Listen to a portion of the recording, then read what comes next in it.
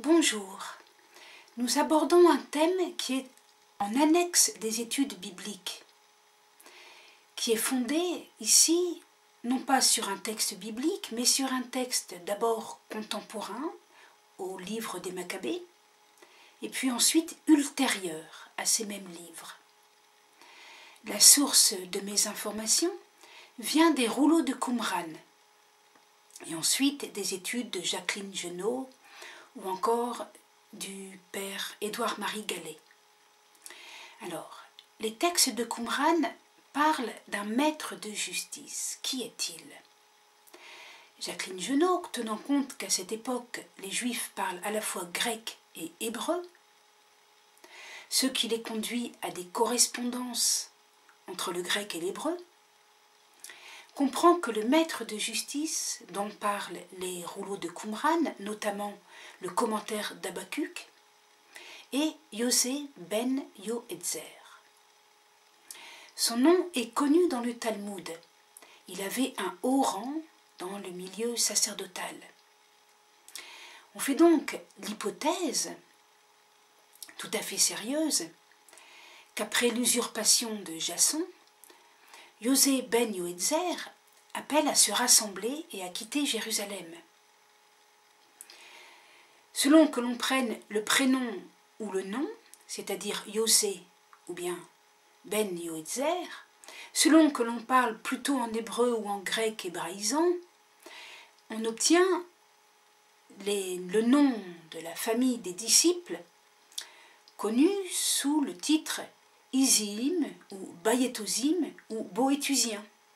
Mais tout cela, c'est la même chose. Ce sont les disciples de Yosé ben Yoetzer. Alors, le scénario serait le suivant. Au moment d'Antiochus IV Épiphane, il y a donc une résistance. D'une part, Matthias, puis Judas Maccabée, résistent par une guérilla, par les armes. À l'inverse, le maître de justice se retire au désert, enfin un désert tout à fait relatif, le village de Zérada. Or, ce village est administré par Damas. On va donc ensuite retrouver le document de Damas, ou encore l'alliance renouvelée au pays de Damas, comme on le lit dans le document de Damas. Voilà. Alors, ce maître de justice attend un salut qui vient non pas des armes, mais de Dieu, et peut-être aussi un nouveau temple. Comme Judas Maccabée, il est lui aussi de famille sacerdotale. Ensuite, il y a Antiochus V, et on lit dans le deuxième livre des Maccabées, chapitre 9, qu'il impose un grand prêtre, Alkim, lequel tue ses deux ennemis, à la fois Judas Maccabée et à la fois ce fameux maître de justice. Et on apprend dans le commentaire d'Habakkuk, donc un rouleau plutôt de Qumran, que le jour où Alkim tue le maître de justice, ce n'est pas un jour quelconque. C'est le Yom Kippour, le jour du grand pardon. Et justement, le maître de justice, qui est prêtre, avait entrepris d'offrir le sacrifice du Yom Kippour, là, dans le désert, et non pas au temple de Jérusalem, qu'il considérait comme illégitime désormais. C'est donc un acte extrêmement fort et symbolique. Ce maître de justice tombe victime le jour des sacrifices d'expiation. Le mouvement lancé par le maître de justice ne s'arrête pas avec sa mort, le jour très solennel et très sacré du Yom Kippour. Après lui, ses disciples vont continuer et vont former une littérature que l'on connaît donc dans les rouleaux de Qumran. Alors, cette littérature peut être qualifiée de deux manières. Soit on insiste sur le fait que cette littérature attend un nouveau temple, puisque le temple de Jérusalem, depuis l'usurpation de Jason, est illégitime. On attend un temple qui vient du ciel. Alors on appelle cela une apocalyptique, on attend une ouverture, une révélation. Ou alors, ça c'est plutôt l'école de Jacqueline Genot, qui parle comme ça de courant apocalyptique. Et elle va jusqu'à considérer que ces courants ont préparé l'accueil du Christ, qui se présente comme le nouveau temple, comme celui qui descend du ciel. Mais il y a une autre manière d'interpréter les mêmes livres, les mêmes rouleaux, qui est d'observer que tous ces rouleaux ont une dimension guerrière très affirmée. Ils prêchent la guerre sainte des fils de la lumière contre les fils des ténèbres. Ce que ne fait pas du tout Jésus-Christ. Lui, au contraire, annonce heureux les artisans de paix, heureux les doux. Et lui-même ne prend pas les armes. Au contraire, il donne sa vie. Il ne prend pas la vie des autres. Alors, on pourrait faire l'autre interprétation avec des gens comme Prémaré ou Gallet. Ces théologiens pensent que ces ouvrages de Qumran sont post-chrétiens, sont un refus du message de Jésus-Christ. Ils ont pris de lui l'idée peut-être d'un temple céleste ou d'un salut universel, d'accord, mais ils ont refusé que ce soit un règne justement universel, non nationaliste, non violent. Et eux, ils veulent, à la différence du maître de justice, imposer le bien par les armes. C'est donc le combat des fils de la lumière contre les fils des ténèbres, un combat sectaire et violent. Alors Prémaré, comme Gallet, y voit l'une des sources de la mouvance islamique.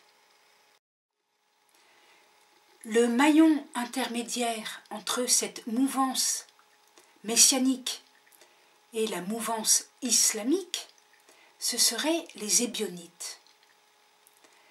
Nous avons pour cela 3 ou 4 arguments. Tout d'abord, Eusèbe de Césarée nous apprend que les Ébionites croient en la résurrection de Jésus. Enfin, ils ne disent pas Jésus, mais ils croient en sa résurrection. Mais ils ne mentionnent jamais sa mort. Pour les musulmans, qui ne disent pas non plus Jésus, Issa n'est pas mort sur la croix. C'est quelqu'un d'autre à sa place qui est mort sur la croix. Et lui, il est monté aux cieux. Pourquoi cette croyance? Étrange croyance. Eh bien parce que c'est un refus de l'enseignement sur la souffrance et la mort rédemptrice de Jésus. La croix de Jésus n'est pas source du salut. Eux, ils attendent un salut terrestre, matériel, et même peut-être la reconstruction du temple, la reconquête, etc. Jésus les a déçus, et par conséquent, on ne veut pas parler de sa croix. Deuxième point commun entre les Ébionites et le Coran, la question du vin. Nous savons par Épiphane de Salamine que les Ébionites célébraient une fois par an un mystère qui ressemblait un peu à la pratique chrétienne de l'Eucharistie, sauf que c'était avec du pain azime et de l'eau, pas du vin. Non pas parce qu'il serait en deçà du christianisme, Est-ce qu'on voit Jésus célébrer la première année ou la deuxième année de son ministère quelque chose avec du pain azime et de l'eau? On ne voit pas trop. Hein.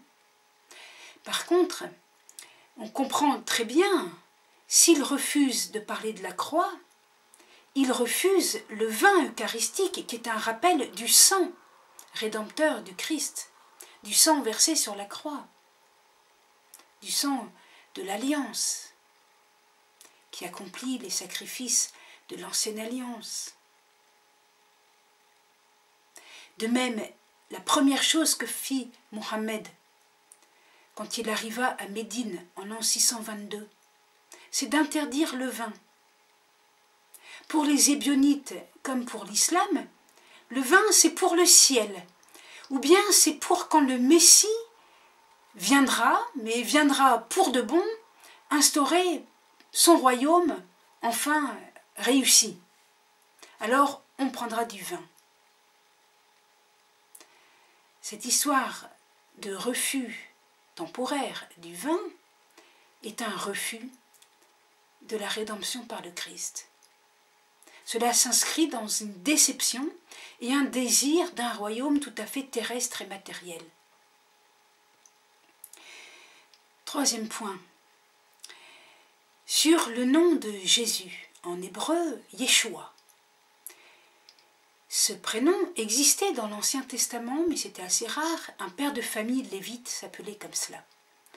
Et ce prénom était compris dans le sens de « il sauve », « il » c'est Dieu. À ne pas confondre avec « Yoshua », Dieu sauve. Dès lors que les chrétiens comprennent que « il », c'est Yeshua lui-même, parce que Jésus est Dieu, alors les chrétiens ne donnent plus ce prénom. Sauf, bon, maintenant dans la langue espagnole, on donne de nouveau ce prénom. Hein. Mais il fut un temps où on ne le donnait plus. Pour le courant messianiste post-chrétien, qui refuse le christianisme, et qui pense que c'est seulement lors de la seconde venue du Messie qu'il accomplira réellement le salut, alors il n'utilise pas le nom Yeshua, parce qu'il ne considère pas, si vous voulez, que Jésus de Nazareth est sauvé. Il n'a pas sauvé, donc il ne peut pas s'appeler Yeshua, il ne peut pas s'appeler Il sauve, il n'a encore rien fait, il faut attendre sa deuxième venue. Donc, on ne l'appelle pas Yeshua, et on retrouve ça dans le Talmud. Dans le Talmud qui dit Yeshu. Et on retrouve ça dans le Coran qui dit Issa. Ensuite, un dernier point. Ébionites et musulmans n'ont pas de problème d'accepter la conception miraculeuse de ce Messie. Il peut très bien être né d'une mère virginale. Alors même si le texte du Coran dans la sourate 19 n'est pas d'une clarté très limpide, la foi populaire musulmane accepte cette croyance. Issa est né d'une mère vierge qui a conçu virginalement. Le texte du Coran parle tout de même de Gabriel comme d'un homme, hein, et c'est pas dans sa maison, c'est dans un lieu désert. Mais bon, toujours est-il que la croyance populaire n'hésite pas à accueillir le merveilleux de cette naissance virginale. Autrement dit, on peut accepter le merveilleux sans avoir la foi, ni en la divinité du Christ, ni dans le fait qu'il soit le Rédempteur. Et cela aussi chez les Ébionites. On sait par Eusèbe de Césarée que ces Ébionites pensaient, ne niaient pas que le Seigneur fut né d'une Vierge et du Saint-Esprit. Pourtant, il ne confessait pas qu'il fût préexistant. Autrement dit, il ne confessait pas qu'il fût fils de Dieu. Parce qu'entre la préexistence et la nature divine, il y a l'espace d'un cheveu. Hein. Voilà. Donc, nous concluons. Au temps des Maccabées, il y a eu un marginal qui nous est connu par les textes de Qumran, et auxquels fait aussi allusion le Talmud, ce marginal rêvait d'une intervention divine et d'un nouveau temple, et puis il a été assassiné, comme a été aussi assassiné Judas Maccabée.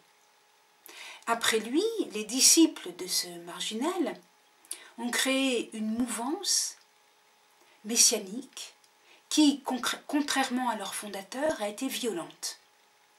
Des écrits qui prônaient une guerre sainte. Entre cette mouvance et l'islam, il y a certaines continuités au niveau de la doctrine, certains points communs, de sorte que l'on peut penser qu'il y a une filiation entre les deux. Merci, au revoir.